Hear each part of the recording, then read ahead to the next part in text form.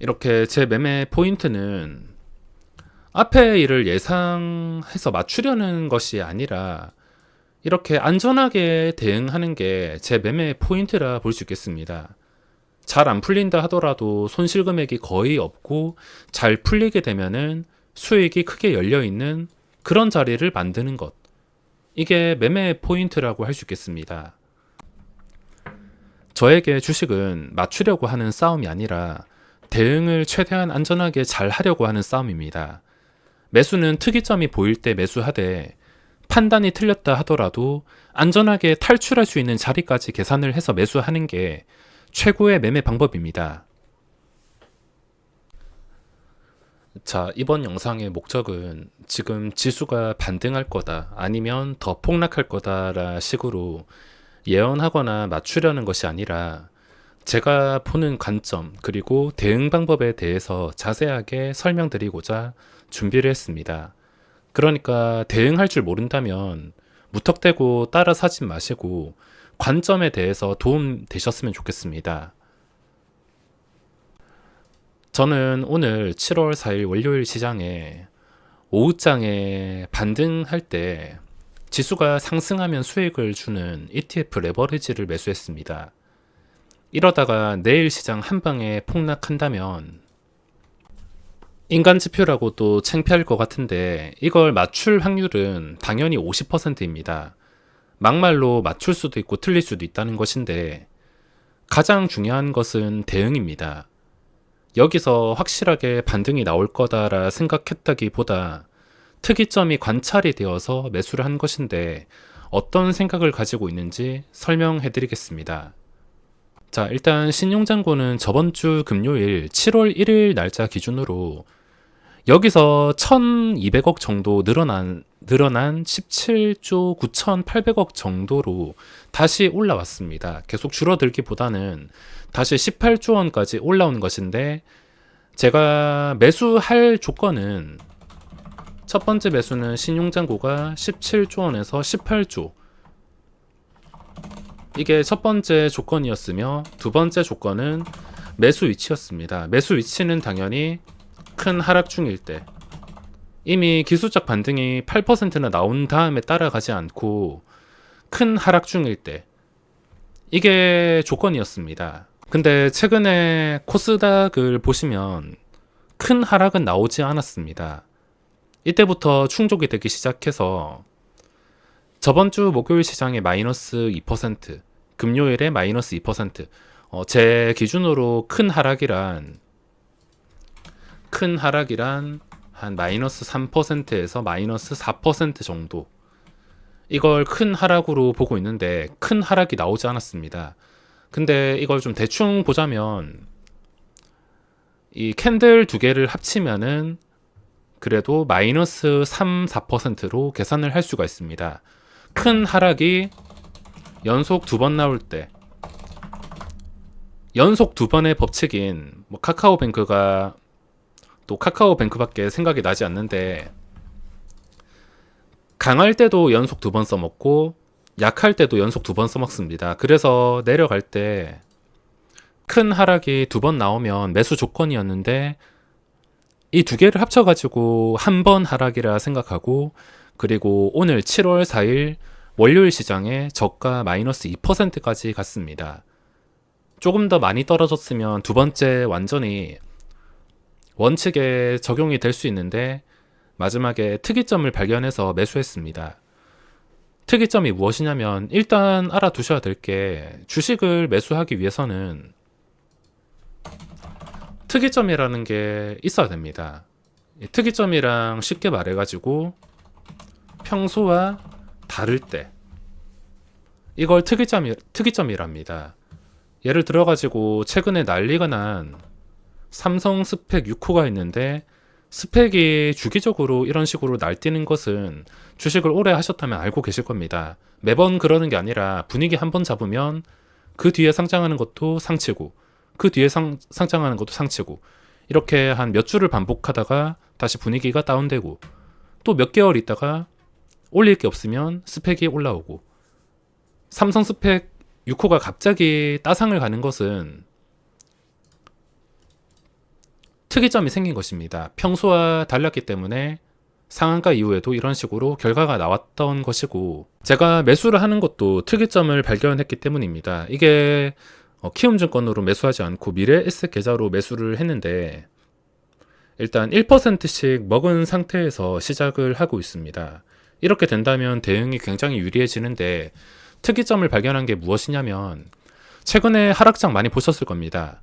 마지막까지 끝까지 밀어버리는 아래 꼴이 없는 마이너스 4.7%, 마이너스 3%, 마이너스 3.6%, 마이너스 4%, 밀었다 하면은 마이너스 3%에서 4%까지 밀어버리며, 오늘도 그전과 똑같았으면은 마이너스 2.3%까지 내려갔을 때, 이때 1시 20분쯤이었는데 얼마든지 오늘 저번처럼 마이너스 3, 4%까지 밀어버릴 수가 있었습니다. 분위기 자체, 그리고 하락하는 속도가, 각도가 마이너스 4%는 충분히 갈만한 분위기였는데, 여기서 특이점이 발견되기 시작했습니다.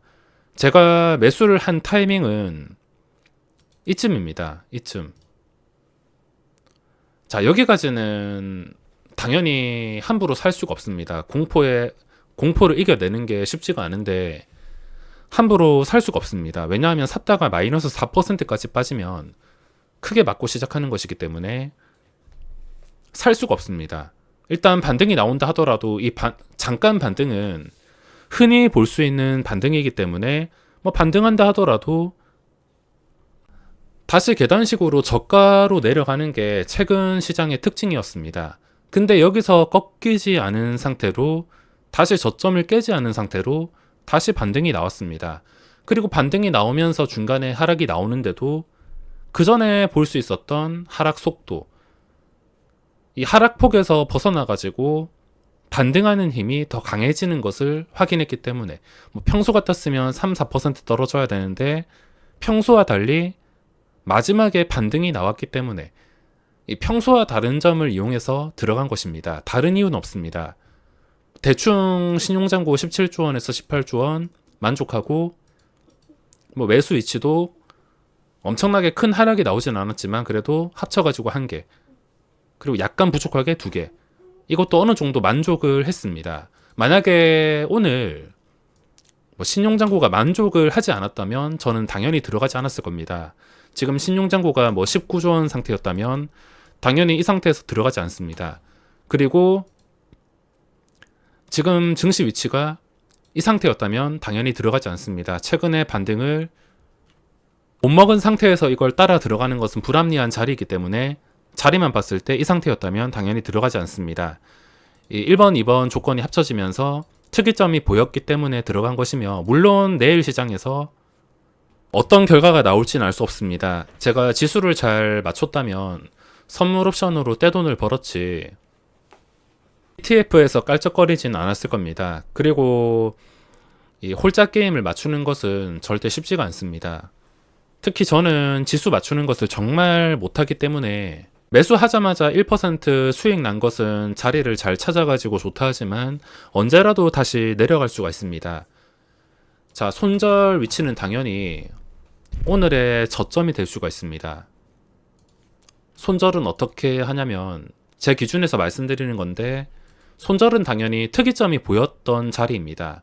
특이점이 보였던 자리가 이쯤인데, 이 자리와 오늘 저점을 합칠 수가 있습니다.